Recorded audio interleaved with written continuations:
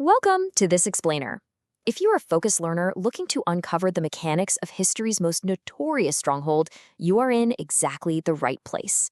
Today, we're talking about a location that's practically synonymous with absolute isolation. Okay, let's dive into this. We're exploring the incredible history of the world's most secure prison, Alcatraz. Right off the bat, I want you to imagine the sheer sensory isolation of this place. Located on a lonely island smack in the middle of San Francisco Bay, Alcatraz, notoriously known as the Rock, was really defined by its geography. Before you even get to the prison walls, you have to contend with this massive natural barrier. It's completely surrounded by the cold, rough waters of the Pacific. It's a natural fortress, and it immediately sets this huge psychological boundary between the men trapped inside and the bustling society literally just a short distance across the bay. But Alcatraz wasn't always the ultimate maximum security facility. The island had actually held captives going all the way back to the Civil War era, mostly functioning as a pretty basic captive holding site. So what changed? Well, the massive shift happened in 1934.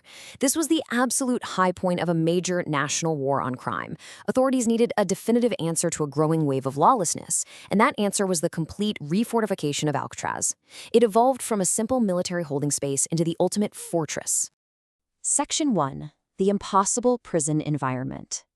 The sheer impossibility of this environment is exactly what makes understanding this facility so incredibly compelling.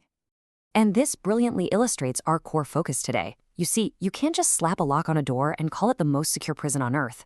You have to physically engineer an inescapable reality. During the 1930s redesign, the prison was systematically hardened.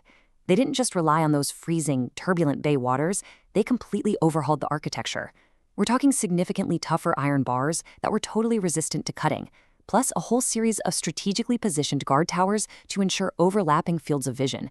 Escape seemed, by every single metric, near impossible. But those physical barriers, that's really only half the story. The other half was the suffocating daily routine. I want you to really let this number sink in. 12. The strict rules of the prison dictated a dozen checks a day of the prisoners. The environment was defined by grueling silence, incredibly rigid schedules, and tiny cells. Imagine that level of extreme scrutiny. Your life is absolutely no longer your own. It's broken down into a rigidly controlled daily routine governed by constant, relentless surveillance. It wasn't just about keeping inmates inside. It was about managing a strict, unyielding prison environment where every single movement is monitored 12 separate times a day. Section 2. Public enemies and outcasts. So who exactly gets housed in this kind of suffocating environment? Let's talk about the desperate, dangerous men who ended up here. Now, what's really interesting about this slide is the specific mix of inmates. You don't build the world's most secure fortress for petty thieves, right? You build it for the most desperate, dangerous men of the era. You've got the heavy hitters, the dangerous public enemies whose names you definitely know. Figures like Al Capone and George Machine Gun Kelly. Then you add in highly resourceful criminals who were sent there specifically because they had a proven history of pulling off escapes at other prisons. And finally, rounding out this intense population, you have the occasional odd character, most notably the infamous Birdman of Alcatraz. It was literally a highly concentrated population of the worst of the worst. Section 3. The escape statistics. Let's look at the grim data of the men who actually tried to defy this impossible challenge. When you put men with a history of escaping into a prison designed to be inescapable, well, something's got to give. To frame this, we need to map out the active window of the fortress. It was completely refortified in 1934, and it operated as this maximum security beast until the prison was permanently closed in 1963. So we're looking at a specific 29-year window where the ultimate tests of this secure facility actually took place. During that specific window, exactly 36 men desperately tried to escape despite the insurmountable odds. 36 men decided that braving the guard towers, the tougher iron bars, the 12 daily checks, and those freezing waters was somehow worth the risk. And those 36 men were involved in 14 separate escape attempts over the prison's history. 14 times the alarms rang out.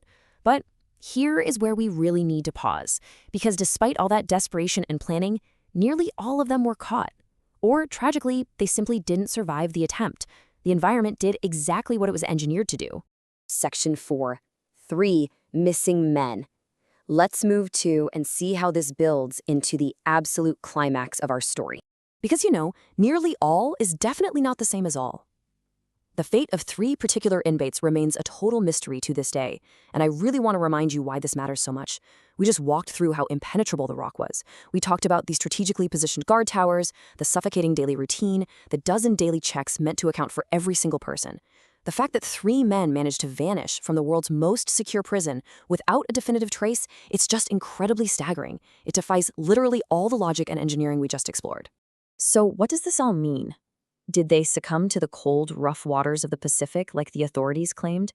Or did they actually manage the impossible, slipping past the world's tightest security net to vanish into history? The fortress closed its doors for good in 1963, but it leaves us with this final, mind-bending question to ponder. What really happened to those 3 missing men? Keep that question in mind as you think about everything you've learned today.